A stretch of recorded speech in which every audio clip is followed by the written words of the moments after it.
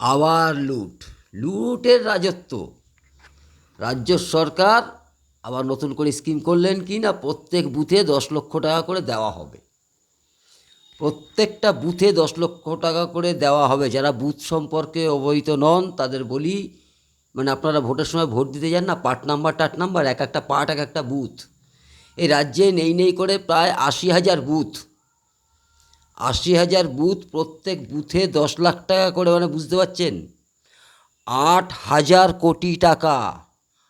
8,000 কোটি টাকা। টাকাটা কিসের জন্য দেওয়া হবে? সরকার যে সমস্ত দপ্তরগুলো খুলে বসে আছে তারা কি নিকম্মা? তাহলে কি ধরে নেবো সেখানে কোনো কাজ হয় না? মানে ইচ্ছা মতো এলাকার জনগণ কাজ করতে পারবে। এলাকার জনগণ কারা? সেই চটিচাটা মানুষগুলো, যারা চাইলেই টাকাটা খরচা করতে পারবে। আপনারা কি ভাবছেন অনেক কিছু উন্নয়ন হবে? কিচ্ছু হবে না। আসলে সামনে নির্বাচনের সময় টাকা পয়সা লেনদেন করা একটা টাফ ব্যাপার হয়ে যায়।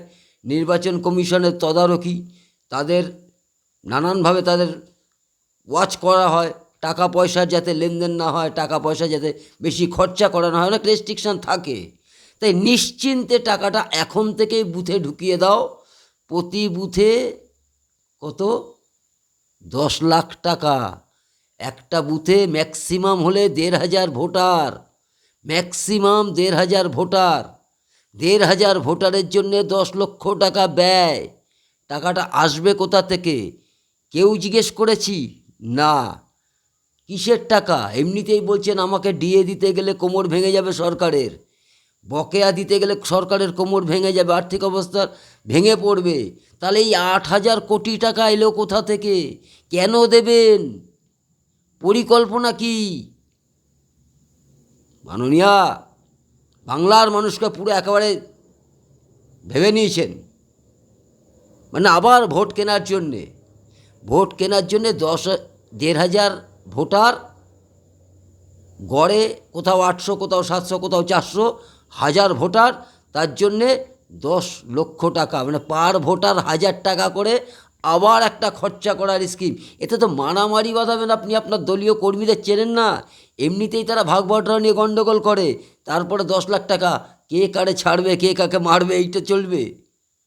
খোলামকুচি চলছে পশ্চিমবঙ্গে খোলামকুচি চলছে। এতে কি চলবে? এইভাবেই কি আমরা উন্নয়নটা চাইছি? এটা কি কোনো উন্নয়নের সীমারেখা?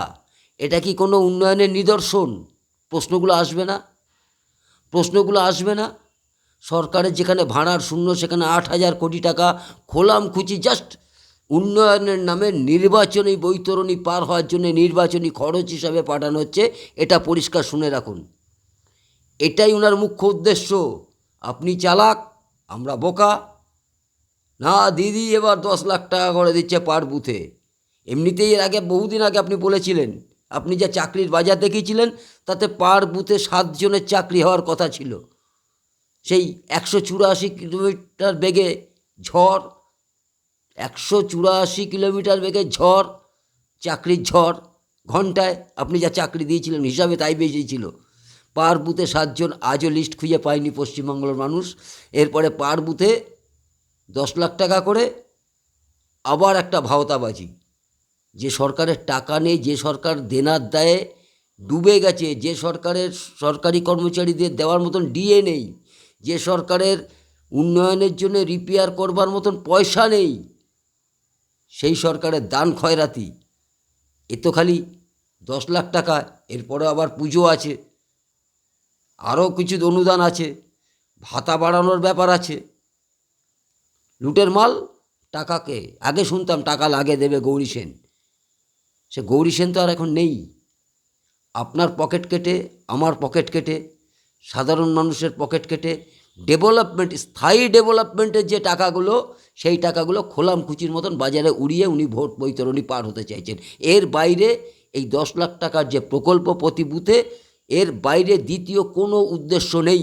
10 লাখ টাকা আমার বুথে পৌঁছে গেল, কর্মীরা কে করে কমে খাও, নির্বাচন বৈতরণীটা পার করে দাও, নির্বাচনী প্রচারে টাকাটা খরচা করো।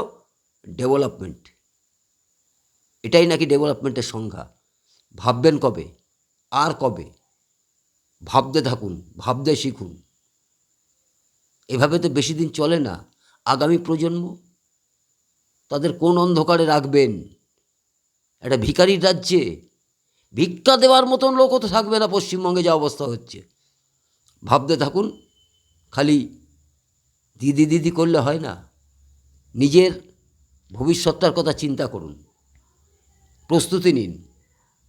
একটা দিন এই সরকারটা থাকা মানে পশ্চিমবঙ্গের 1 বছর পিছিয়ে যাওয়া। ভালো থাকবেন।